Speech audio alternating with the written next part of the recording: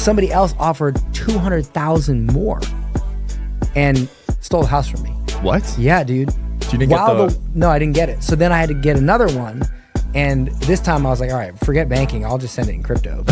You can buy anything in crypto. No way. In Dubai. Oh yeah, you can buy houses, cars, Rolls Royces, whatever you want. You can buy it in crypto in Dubai. Dude. Everything you can buy in Dubai. I really got to look into it because that's where most of my money is. Wherever you guys are watching this show, I would truly appreciate it if you follow or subscribe. It helps a lot with the algorithm. It helps us get bigger and better guests, and it helps us grow the team. Truly means a lot. Thank you guys for supporting, and here's the episode. All right, guys, we got Dan Henry here. Just moved to Dubai. We were talking about why. Here's why. If you Google kids books, you look at the first results. Linda's tight clam needs loosening. In my daddy's belly. Everybody masturbates. Where is my dad with 4 black people on it? Like, it's just the gay BCs. I mean, this stuff doesn't happen in non-Western countries, and I love what the U.S. was for me growing up, but I'm over it. And now that I'm fortunate enough to have made some money, I can afford to move to what I consider better places for my family. And Dubai I lived in Costa Rica for 2 years. It was great. But Dubai is another level. Yeah. Another level. More business out there than Costa Rica. Bro, everybody's out there. I went there, and within like 24 hours, I'm having dinner with Erica Kohlberg at her house. Oh, she lives out there? Well, I think she was staying there. She just was in town. Oh, okay. And then friggin' just all these different people. I got invited to meet like a lot of people you just would not have access to. We almost had lunch with the chief growth officer over at Mind Valley, but I was so tired I couldn't do it. I was just like, I'm done. I can't keep meeting people. Damn, I got to get out there, man.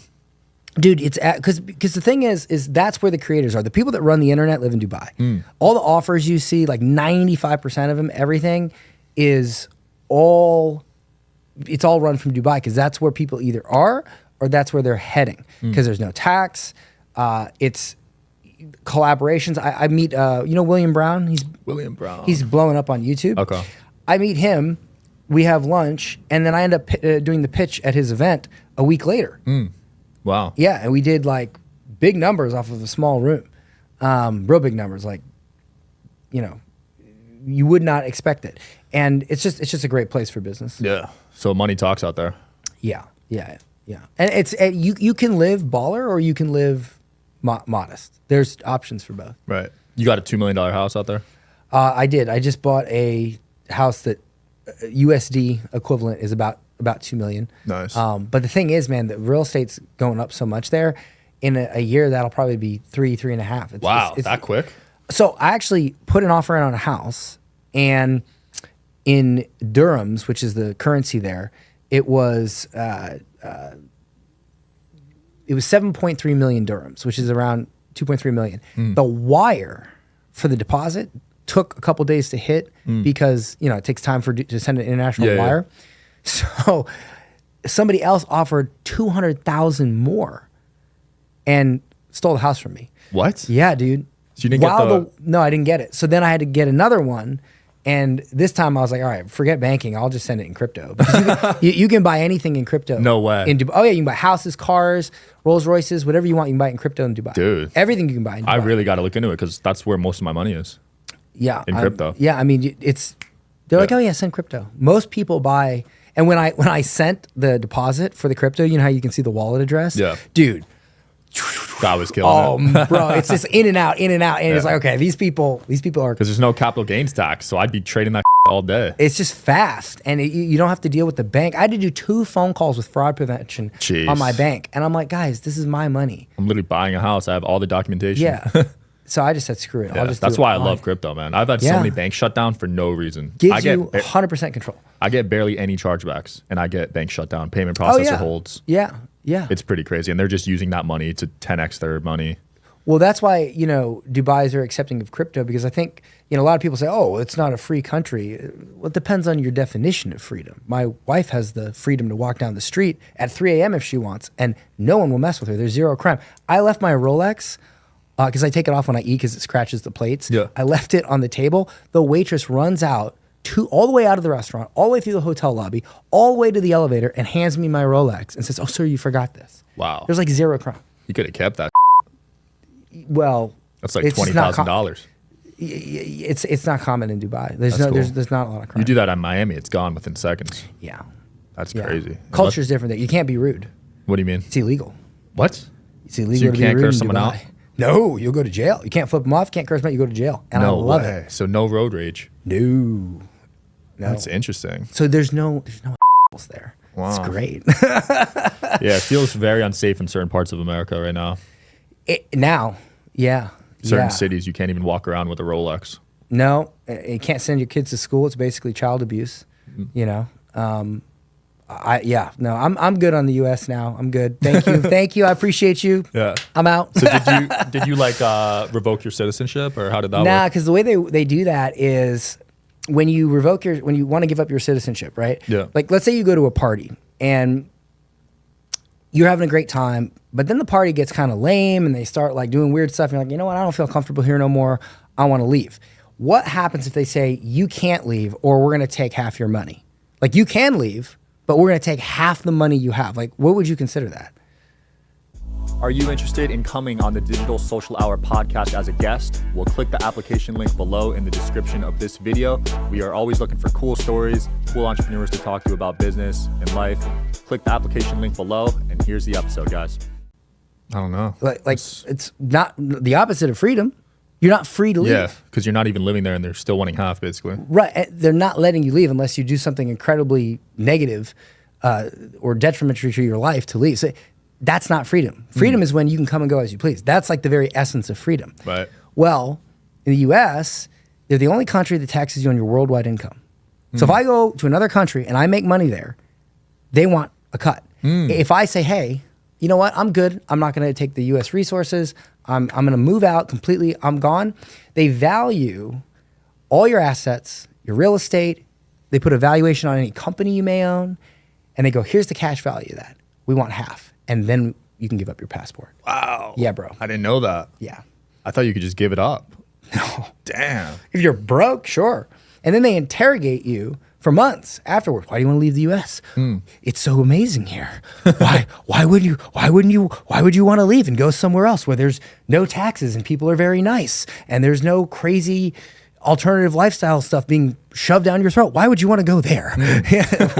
I don't know. It's almost like we're in a giant cult. Yeah, bro. That's pretty crazy. Well, dude, great marketing. Yeah. Land of the free, right? Good copywriter. People come to America thinking it's the land of the free. Because they have good copywriters.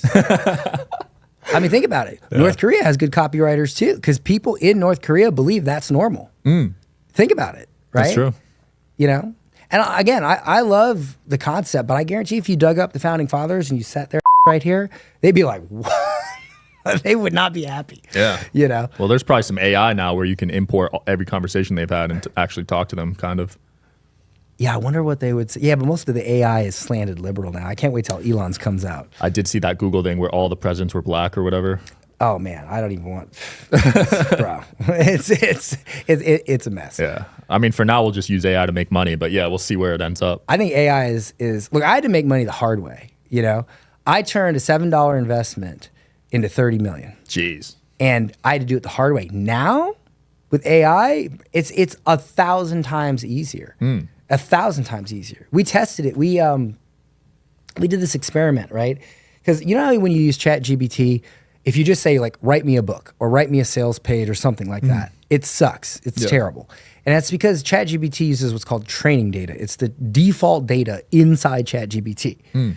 What you got to do is you got to give it your own data. So what we did was we took all the marketing frameworks we used over the past several years that we spent millions of dollars in advertising testing.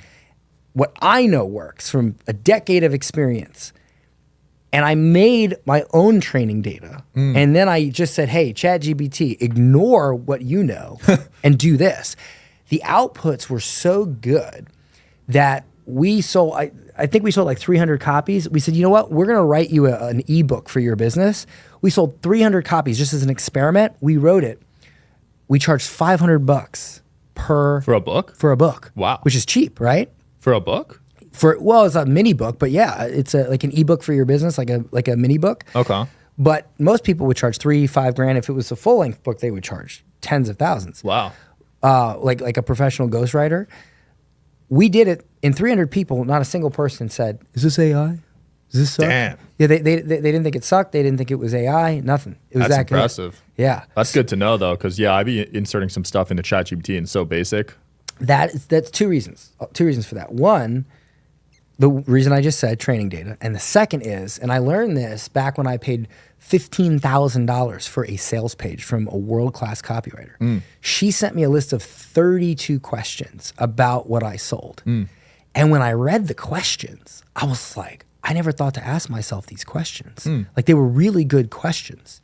And ever since then, like I realized that's how good copywriters write great copy. They know what questions to ask. And so what I did, we made our own software. We hired a developer. We made our own software where every time you wanted to write an email or do this or do that, it would ask you the right questions. Then it would take our data, not ChatGPT data, make the copy, make the book, make the email marketing, make the whatever, and YouTube scripts, whatever, and output that. And so we started using that, and it has been baller. We're actually going to release it because I believe the easiest way to make money now, like if you don't have any skills, is you go out and you get businesses as clients. You do their email marketing, their social media posting, whatever. And instead of learning the skill yourself, which takes a long time, years, you use AI to do it and deliver it for them. And now you can do the one thing that anyone can do. Because the problem with making money online is most people will lie to you. Most gurus will lie to you. They'll say, oh, you don't need any experience. Yes, you do. Oh, you don't need any credibility. Yes, you do. People don't like buying from people that don't have credibility. Right. But there's only one way to do that. There's only one way to actually make sales from day one if you don't have any credibility, any experience, or any skills. And that is if you can do it cheaper, faster, and with zero risk. You can do it cheaper because it only takes you a couple seconds to do it with AI. You can do it faster because it only takes you a couple seconds to do it with AI. And you can do it with no risk because you can do the same thing that they do at Sam's Club. When they give out free samples, you can write a few emails for somebody, give it to them, or write the first chapter of their book. Hey, you don't have to send me any money. Here you go. Do you like it? Oh my God, it's amazing. Okay, great. Now they pay you. Love it. Like imagine if you reached out to 10 businesses a day and you were like, hey, I'll do this or that for you. I'll write your emails. I'll write your social media posts. It's going to be cheaper. I'll get it to you in the next hour and I'll give you some free samples. You don't think at least one would say yes? And now, boom, that's a $500 a month client. I love that. Yeah. That's so baller. So that's our next big offer is that's going to be huge. Yeah, course modeled with our software. And we're just going to, I want to help normal people, man. You know, like too much of this high ticket stuff, everybody helping everybody, cannibalizing each other's stuff. You know, I think it's good to help normal people too. Yeah, I think the high ticket stuff's getting a little out of hand.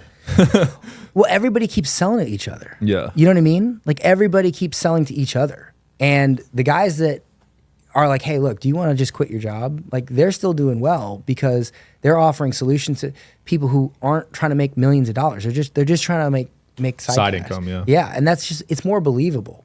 You know, it's more believable. I stopped selling high ticket. I started doing rev share with people, which makes us more. Really? Yeah. So I do speech writing. Okay. So, you know, I learned from guys like Myron and all these guys how to sell millions of dollars in a day from stage. I've done it 3 times, $1 million from stage. And so I started taking on clients, and instead of charging them 25 or 50 grand for a day of consulting, we take a percentage and they go out and do the challenge, and then we get a percentage. Our first client, he only had 60 people on his challenge, and we did over 200 grand in sales. Holy crap. On 60 people. It's 30 grand a person. Yeah. And I love it because I get to help write the event. I basically ghost write your speeches, and then I don't have to fulfill. I get a cut, and I don't have to fulfill on anything. I don't have to do a product.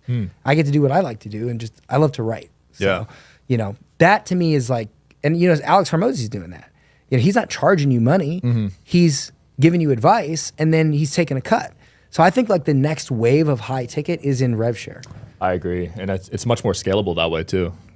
And you need less clients. Yeah. And that's the goal, man, because once you have too many clients, it's almost like you're working a customer service job. Yeah, dude. First time I did $1 million a day, I signed up 34 people into a $30,000 mastermind. And it was exciting, but it sucked. I mean, that's a lot of people to deal with all at once. Yeah. We weren't prepared for it. I thought we would do like maybe 6, 7 people, and it went bananas. Wow. Yeah. Yeah, masterminds were a good sell back in the day. I mean, they still are. It's just, bro, I'm old, man. I'm like 37 now. I'm tired. There's a lot of masterminds now. Like, I used to want to join them all, but at this point, maybe 1 or 2 a year, I'm good. Have you noticed the highest level guys? I'm in the 100 million one.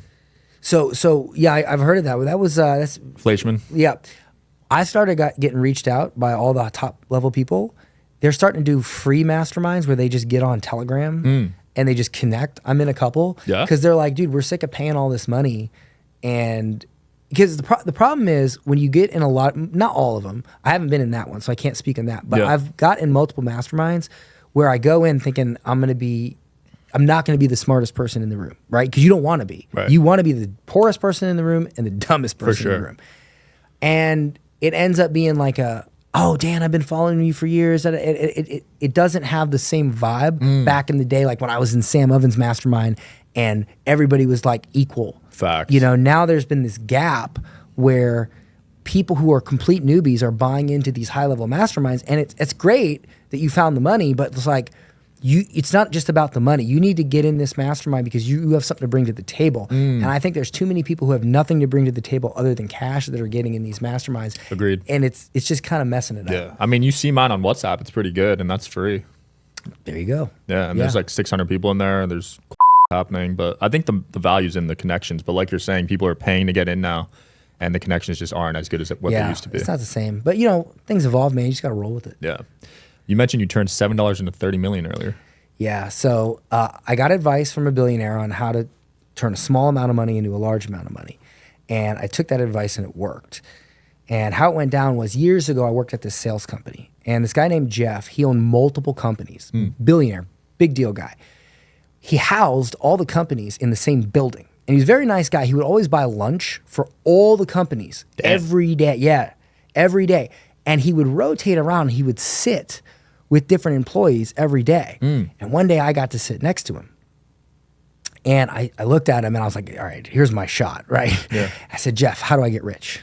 Like, I want to buy my mom a house. I want to buy my dad a house. I want to take care of my family. How do I get rich?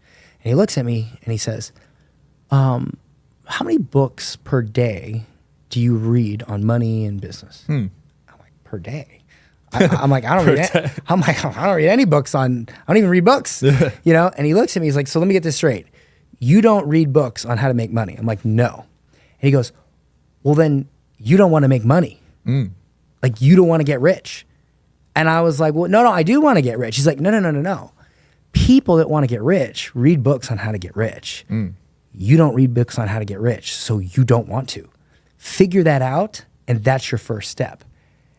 And that like really cut me deep, because the truth is most people don't have the life they want. They don't have the money they want, the car they want, the house they want, the body they want, the relationship they want. Only 1% of people have that, but 99% of people want the 1% life, yet they still behave like the 99%. Wow. If you want 1%, you can't behave like the 99%. And the 99%, they sleep in till 9 a.m. They don't read books. They watch Netflix and chill. And they don't take care of their health. They don't work out. They don't do any of that stuff. They just go through the motions. 1% of people, they're up, they're reading books, they're doing what they got to do to get the skills they need to become valuable, to become in demand. And that's how you do it. And I didn't listen to him for years. And then one day I was dead broke. I couldn't pinch 2 pennies together.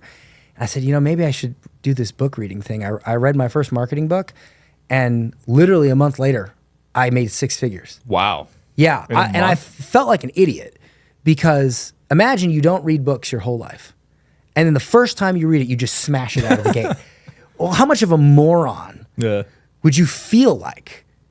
You know, because like I could have made so much money if I would have just started reading books, getting up. The brilliant part about getting up at 5 a.m. is from 5 to 9, all the douchebags are asleep. All the people who are going to annoy you, take up your time, who are doing nothing with their lives, they're all asleep. And you get peace. You can read your book, you can work on your business, you can study, and you can become that 1%. Facts. So That's important. Yeah. Education. And you were homeschooled, right? I was homeschooled. So was education always a big part of your lifestyle or not really? I don't like traditional education. I think it's BS, you know, because if it wasn't BS, then why don't we learn how to, or at least back then, budget a checkbook? Why don't we learn like basic life skills? We learn all this stuff that we're not going to use, math that we're never going to use, crap about rocks, you know, like what are we going to use that for? It's dumb. And then as well, it's scientific fact that when you tell a story, the human mind retains the information like 100 times more than if you just say facts. Yet in school, we haven't standardized storytelling. We haven't trained teachers to tell stories as a way of educating. They just read from their little book and that's what they do. And I just don't believe that school is meant to make you rich. It's meant to make other people rich. Yeah. I mean, John D. Rockefeller even said it. He's like, he's responsible for school being a thing. And he literally said, I'm not in the business of making a nation of thinkers. I'm in the business of making a nation of workers. And so I'm big on education. I'm just not big on traditional education. I'm big on self-education and learning from people who have done what you want to do. I love that. I got traumatic memories memorizing definitions, man, in high school and oh my gosh. Yeah. Look, if you're going to cut into my brain or defend me in court, fine. Go to school. Yeah. Other than that, I think going to school, sending your child to school is literal child abuse, at least today. I agree, especially public school. Yeah. Oh, yeah. That's straight up child abuse. Absolutely, Yeah. man. A couple of people you interviewed, I want to get your insights on. Alex Hormozi, what were some things you learned from him? So what I like about Alex is, and I hope he doesn't get mad at me for saying this, is Alex is a f***ed up person like me. Like I consider myself a really messed up person, you know? And I came from a small town in Florida, a lot of drug use, not me, just the town. And so not a lot of ambition. And when I hear Alex talk, he talks about how he came from a place where he had alcohol problems and he had all these problems. And I had those problems too. You know, I drank a lot of alcohol. I ran with the wrong crowd. And to see him be straight about like, look, I used to suck and now I'm trying to not suck and life's working out. When I talk to him in person, because I still talk to him sometimes, I was fortunate enough to know him and we did some stuff together. Like I helped him with like webinars and stuff like years ago before anybody knew who he was. So we still talk here and there. And it's just really cool how he's pretty much the same in person. He's actually a little nicer. But what I love about him is that he was screwed up and he admits it. And I feel that way too. Like I feel really screwed up. The fact that I'm making money, I mean, I delivered pizza for 7 years. Wow. I should not be making money. I should not be a multimillionaire. I should not. Statistically, yeah, you were against the odds. Yeah, like I should not be. I'm from Florida. I dropped out of college. I am literally like I grew up in a small town. I didn't get any skills. I mean, there's nothing. Delivered pizza for 7 years. There's nothing that says this guy should be successful. And yet here I am. I'm not as successful as Alex, but that same dynamic of I was screwed up and now I'm fixing it and life is working out. I resonate with that. So I think he's just like he is in person. He's even a little nicer. That's big time, man. Because growing up, you probably never would have thought this was even possible. No, bro. I remember trying to say, you know what, if I can make $1,000 a week, that'd be my dream. You know, $50K a year. Yeah, which back then was a lot. Was a bag. Wow. Yeah. Damn. You know, I'm old, man. I'm 37. I just drink a lot of water. You look young, man. Have you tested your biological age? I don't even know how to do that. The next thing you know, the Grant Cardone guy is going to come out with a red light machine and you know, it's no, I don't know how to do that stuff, dude. I eat clean. I don't eat dairy. I don't eat sugar. I drink gallon and a half of water a day. I don't eat American food when at all possible. Wow. No. Little hack for you. You ever want good food, go to a Muslim butcher because they're the only people in the United States who actually take care to like provide good meat. Damn. Yes. I'm going to start doing that out here. Yeah, and it's better. When I was lifting weights, as soon as I started eating halal meat, I mean, literally, I felt it immediately. What? Yeah, like you buy like chicken at like Walmart, Publix, it's trash. Yeah.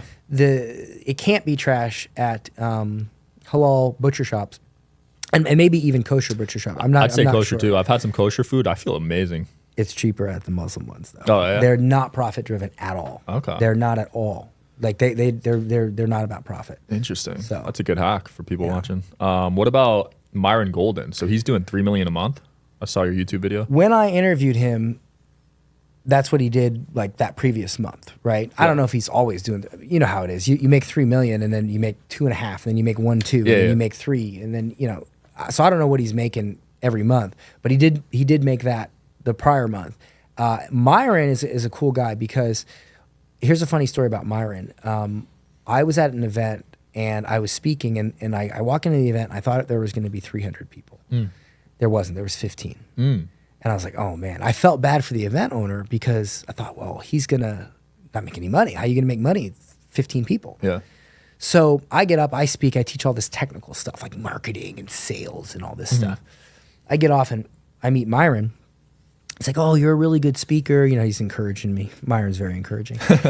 I heard from guys like Russell Brunson that Myron was like one of the best stage people in the world. Yep.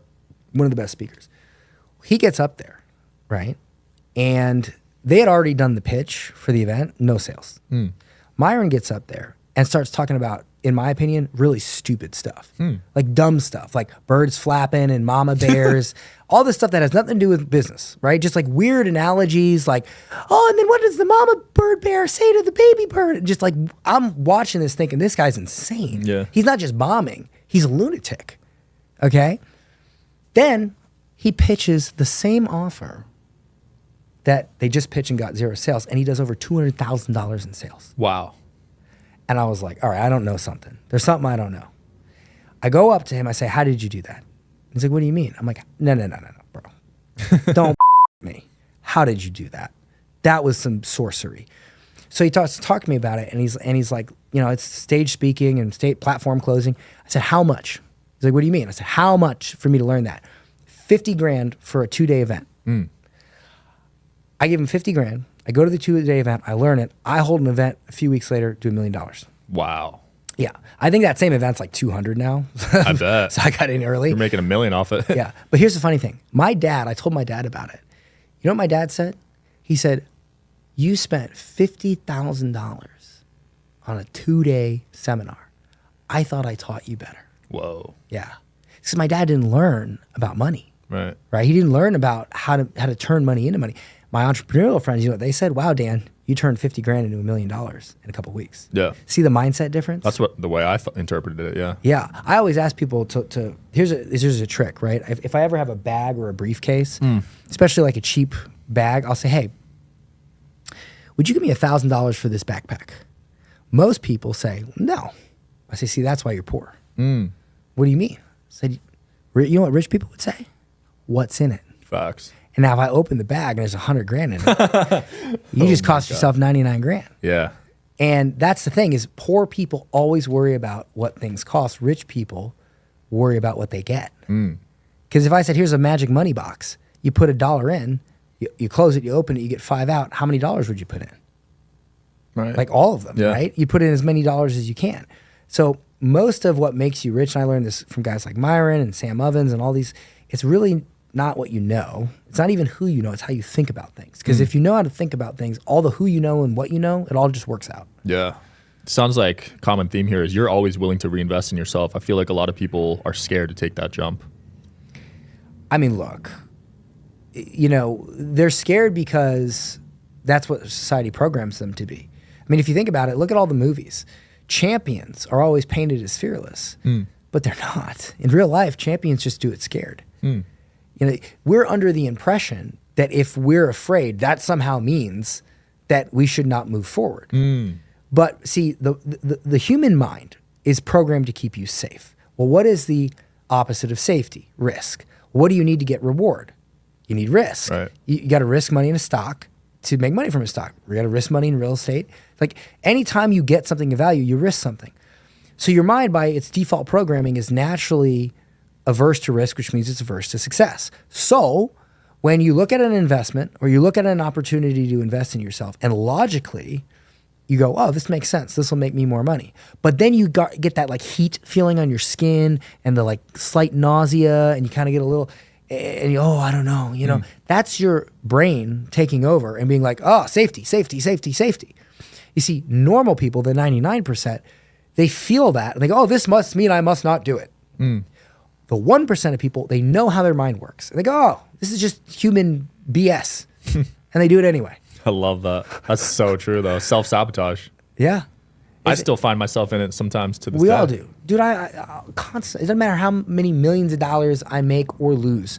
The same stuff. Imposter syndrome, shiny object syndrome. I have it every day. I pay my COO a disgusting amount of money. Yeah. And one of his main priorities is I say to him, I said, anytime I deviate from the plan I already made, tell me no. He's cracking up right now. Yeah, because he knows. I just don't let me do this. Don't let me do this extra thing. Don't let me add another product. Don't let me do a side project. Just, and he holds me accountable. It's tempting right now, especially with the crypto market. It's tempting to just throw in coins and meme coins and altcoins. Dude, yeah. I have trauma from last cycle. Same. And I feel like that's good trauma. It is, because now I'm being a bit more cautious. Yeah, but at the same time, you're 30 days away from the halving. Yeah. And I mean, it's a pretty good chance that the bull's going to go for a bit. I'm not a crypto expert. I just hang out with a lot of crypto experts. And I stayed at a Holiday Inn Express last night. I didn't. But the point is that it seems like it's going to be good for the next few months based on, because, and correct me if I'm wrong, you probably know more about crypto than I do. Yeah. Before the halving, whenever Bitcoin has hit his all-time high, hasn't it doubled? Yeah, there's a 5.3 theory. Yeah. Yeah, so if it just hit 70 whatever, then theoretically it should hit 140 in the next few months. People are saying at least 100 this year, yeah. Yeah. 100, 150. So that's why I'm like, I don't want to sell anything. Yeah, it's crazy because we could just be smart and hold everything we got right now and make 2 to 3x. Or we could go degen and go for those 10 to 50x's. Yeah. You know what I mean? Are you in any of the real degenerate stuff like Bob and I'm in all those shit coins, bro. And I've made millions and lost millions. Oh, you dirty bitch. Yeah. And it's never worth it. Because even when you have it on paper, you don't sell it. You know what I mean? No, you got to. Well, I mean, after Bitcoin takes its dip, you got like 2 weeks, right? Yeah, I need to be smart this time. Last bull run, I didn't cash out anything. Oh, yeah, me neither. Same, dude. Like, it was, I had $10 million. $10 million. I don't want to tell you how much I had, but it wasn't too far off, and then the negative was not good. Yeah, I lost 90% of it. Yeah, nightmares. But this time around, I'll be smarter, man. You know what, though? I had dinner in Dubai a few weeks ago, and I sat with a bunch of entrepreneurs, and we all had this little measuring contest. Mm-hmm. Who has lost the most money? 5 million, 8 million, 10 million, 3 million. Here's the funny thing. We all were still rich. It's because you can take someone's money, but you can't take their skills. Right. That's why the best investment, that $7, I bought a $7 marketing book. I did what was said in the marketing book. I made $100,000 in the next month or so doing that. That year we did 2.9 million. I've since done well over 30 million now, and I've had multiple $1 million days. Crazy. And yeah, I've reinvested, but I've reinvested with the money I made from learning what I learned in a little book.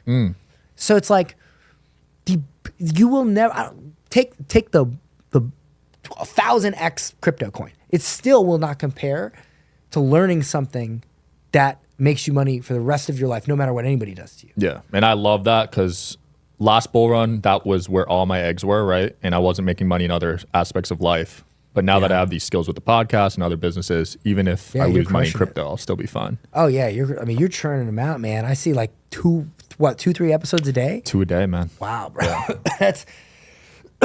That's a grind. It is. But yeah, you can't take them. You could take the money, but you can't take the skill. So exactly, people need to focus on that. And you learn. It's compounding skill because you learn from the data of doing the skill. It gets better and better and better and better and better. Yeah. Oh yeah. I'm a long way from that first episode, man. Yeah. I was. You know what though? I'll tell you this. Here's a little thought exercise. If you grab your phone right now, you probably could, but most people, if you grab your phone, I don't even have mine. Well, people at home can do this. If you grab your phone, can you find 5 people in your phone that if you needed, say, 10 grand right now, hey man, can you spot me 10? They could send it to you. What about 100? And the thing here is we believe that our net worth is whatever cash we have in the bank, but in truth, it's the access we have. And so I remember when I got sued by the IRS for $250,000. And the guy that helped me sell the bar, he saw what I did with it. I bought this bar. I used marketing to turn it around. I sold it for a 6-figure profit. Then the IRS comes in and sues me because the accountant that I had died while doing my taxes. I couldn't get access to the files, and it was this whole thing. So the business broker, who was very well off, calls me up, and he says, hey, man, I saw what you did. If you need $100,000, I'll spot you. I know you'll take it and you'll turn it into $1 million because I've seen you do it. I believe in you. Just let me know. Just say the word. I didn't take him up on his offer, but the principle here is, imagine if you had 10 rich people that believed in you. If you ever ran into issues, you would have access to whatever you needed. And there was you ever see these comments on social media where they say, why do you teach how to make money? If it makes so much money, why don't you just do it yourself? Yeah, I see those. I'll tell you why I teach people how to make money. Years ago, there was this guy named Joseph Aaron. He was dead broke. It was like a week before Christmas. He did not have enough money to get his kids Christmas presents. He bought one of my $1,000 programs on how to create a marketing agency. He gets his first client on Christmas Eve, immediately goes out and buys his kids presents, okay? And he always thanked me for that. He's like, dude, if it wasn't for you, I wouldn't have got that client. I wouldn't have been able to get my kids presents. From there, he made a lot more money with his agency, and then eventually he got into speaking. And then he started really crushing it in speaking. He was the one that referred me to learn speaking from guys like Myron. Well, when I did my first event, Joe calls me and says, hey, I'll MC your event for you. I'll help you with it. Because it was like my first one. Yeah. He comes on, he helps me. We do $1 million in a day. He didn't ask me for a dime. I sent him money anyway, but he didn't ask me for a dime. He didn't ask me for anything. He just did it as a thank you. Wow. The amount of times I've had somebody from years ago come back to me who I helped when they just got started on the come up, now they're big, who have in some way helped me then elevate. Countless stories of that, countless. So the reason I teach people how to make money is because I know one day you'll probably be way past the come up, and we could do something together and I'll make even more money. So they say, oh, you got to get access to rich people. Well, you can make your own, you know? I don't know if it was Warren Buffett. Somebody said, if you want to get rich, learn how to make money. If you want to get wealthy, help other people make money. The more people you help make money, the more people will help you make more money. Wow. I love that. You're playing the long game out here. Yeah, and it's worked really, really well. I love it. Yeah. Karma, man. I'm a believer. It's big, yeah. That's why I do it too. People are always like, why do you introduce your friends to each other and stuff? 'Cause some people are closed off. And I'm like, dude, I know it'll work its way back around to me one day. Oh, yeah. Oh, they're like, why don't you take a cut of that deal? I'm like, dude, that's so short term. Yeah, everybody thinks short term, man. The goodwill you get from asking for nothing comes back to you tenfold. Absolutely. You know, but look, man, that you don't know that when you're like 22, 23, 24. Yeah. You got to start pushing 30 to learn those lessons. Yeah, 27 now. Or you got to be a good listener. Yeah, that's key for sure. Dan, it's been fun. Anything you want to promote or close off with? Man, you know, I always got something going on here or there. I love teaching people how to get that internet money in whatever shape or form. So I put all my stuff in one spot so that if you need help from me, you can go to one website and just see what I got going on and how I can help you. It's just getdanshelp.com. Love it. We'll link it below. Cool, man. Cool. Thanks for coming on, dude. Yeah, bro. Yeah. Thanks for watching, guys. See you next time.